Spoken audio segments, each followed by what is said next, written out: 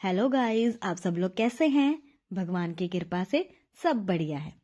रामचरण की मूवीज का सबको इंतजार रहता है। सो गाइस, आज रामचरण की गेम चेंजर मूवी लेकर आए हैं जो कि रिलीज हो चुकी है।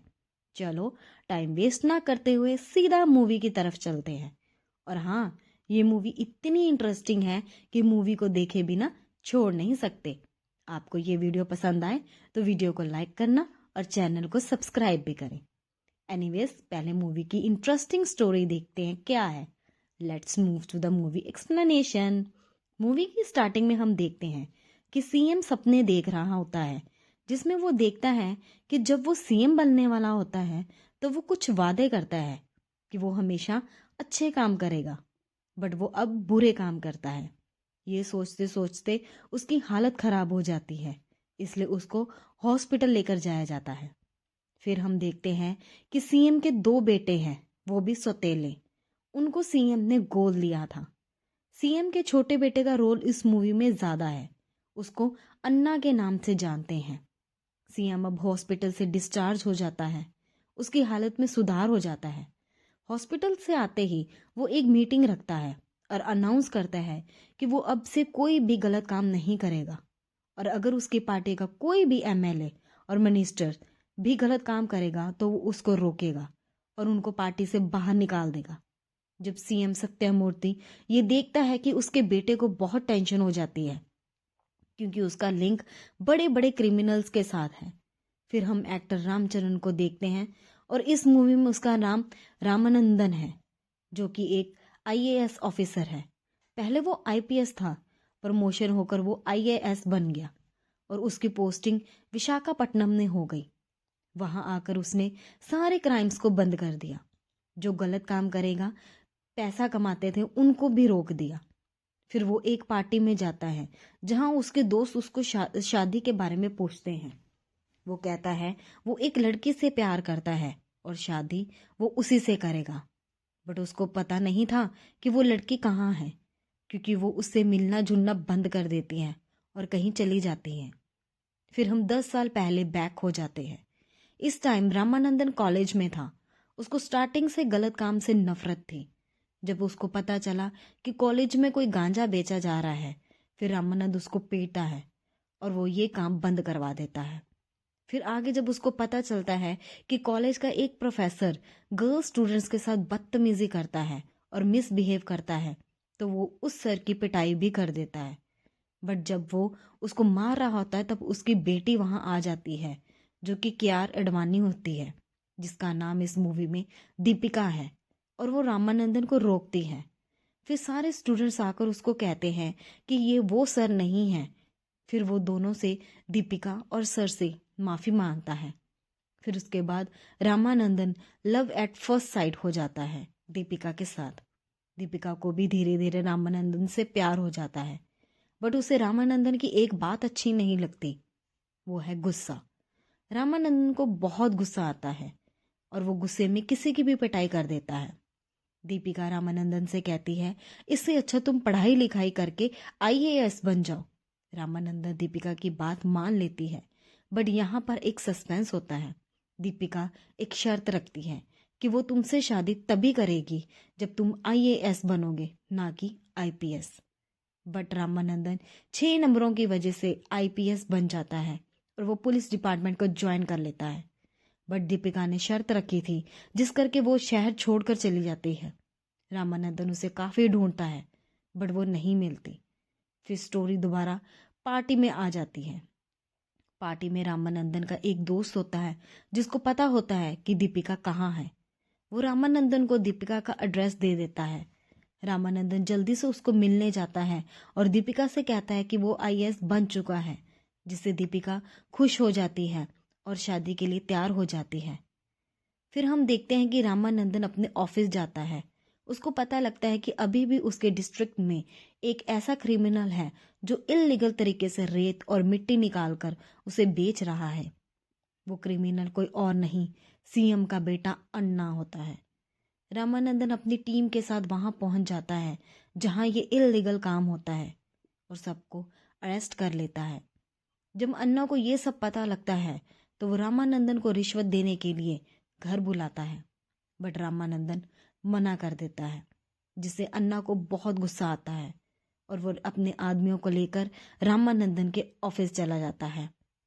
अन्ना रामानंदन से कहता है कि वो मेरे सारे आदमियों को छोड़ दे, बट रामानंदन उसकी एक नहीं सुनता। अन्ना कहता है, तुम्हें पता है मैं कौन हूँ? सीएम का बेटा हूँ और कुछ दिनों बाद मैं ही सीएम बनूंगा। ये बातें सुनकर भी रामानंदन को कोई फर्क नहीं पड़ता और इससे अन्ना को बहुत गुस्सा आता है और वो कहता है वो रामानंदन से इस बात का बदला जरूर लेगा। फिर हम देखते हैं कि रामानंदन दीपिका से मिलने जाता है। दीपिका एक ओल्ड एज होम में सेवा करती है। वहां पर काफी सारे बूढ़े लोगों से रामानंदन मिलता है। वहां पर एक बूढ़ी औरत होती है। वो कहती है कि मैं सीएम को जानती हूँ, मुझे सीएम से मिलवा दो। इस पर रामानंदन कहता है कि कल उनके डिस्ट्रिक्ट के अंदर सीएम की रैली है और जब सीएम भाषण देने आएंगे तब वो उनसे मिलवा देगा। नेक्स्ट डे दीपिका और रामानंदन उस बूढ़ी औरत को लेकर सीएम सत्यमूर्ति से मिलवाने को लेकर जाते हैं, बट सीएम उस औरत को देखकर बहुत डर जाता है और उसे पास्ट याद आ जाता है। वो बूढ़ी औरत सीएम सत्यमूर्ति के ऊपर जोर जोर से चिल्लाने लग जाती है। वो चिल्ला चिल्ला कर बोलती है कि ये आदमी झूठा है, इसने बहुत सारे गलत काम किए हैं। ये सब सुनकर सीएम का अब बेटा अन्ना, उसको बहुत गुस्सा आता है और वो उस बूढ़ी औरत को धक्का मार देता है, जिस करके रामानंद अन्ना को चांटा मार देता है। फिर अन्ना सीएम से कहता है कि ये देखो, इसने एक मिनिस्टर के ऊपर हाथ उठाया है, इस पर अभी कोई एक्शन ले। जिस करके सीएम रामानंदन को सस्पेंड कर देता है। इसके बाद ही सीएम सत्यमूर्ति की तबीयत खराब हो जाती है और वो हॉस्पिटल में भर्ती करवाना पड़ता है। सीएम को अपने बेटे के गलत कामों के बारे में सब पता चल जाता है, जिस करके सीएम कहता है कि बाहर आकर वो अनाउंस करवा देगा कि उसका बेटा अन्ना सीएम नहीं बनेगा। ये सब अन्ना सुन लेता है और वो अपने पिता को मार देता है, मीन्स सीएम को मार देता है। फिर वो अनाउंस करता है कि जैसे कि उसके पिता की मौत हो चुकी है, अब वही नेक्स्ट सीएम होगा।